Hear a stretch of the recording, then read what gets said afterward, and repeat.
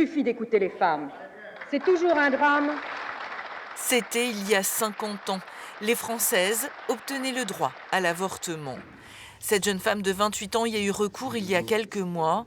Aujourd'hui, elle vient soutenir une amie, car ce choix reste compliqué. On sait qu'on est ravis d'avoir ce choix-là, mais ça fait toujours quelque chose, c'est toujours difficile.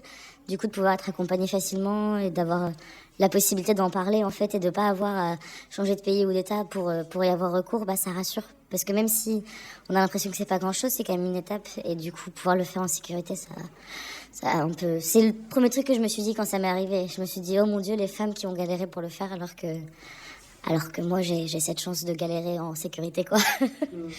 50 ans ont passé, les comportements ont changé, mais ici, au planning familial, où l'on reçoit beaucoup de femmes qui veulent recourir à l'IVG, certains sentiments perdurent. Quand les femmes arrivent ici, toutes commencent l'entretien par se justifier. Elles se justifient pourquoi elles vont faire une IVG. Elles ont toujours une culpabilité, j'ai pas fait ci, j'aurais dû, je m'en veux.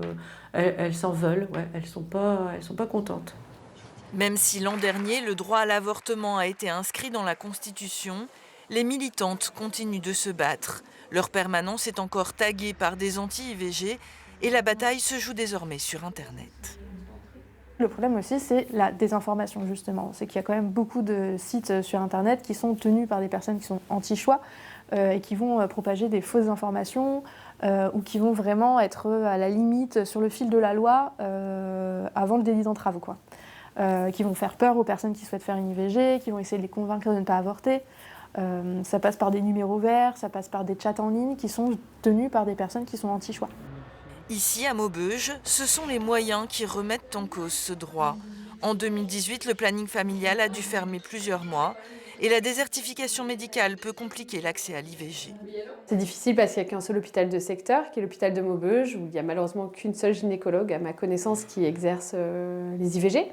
Donc elle est comme tout le monde, elle a droit à ses vacances et parfois elle est absente. Et dans ce cas-là, en effet, on doit rediriger les patientes vers Valenciennes, voire Lille, parce que Valenciennes, parfois, est sous tension aussi. Donc parfois, en effet, c'est loin, surtout si elles ont passé le délai des 9 semaines d'aménorrhée où c'est obligatoirement à l'hôpital.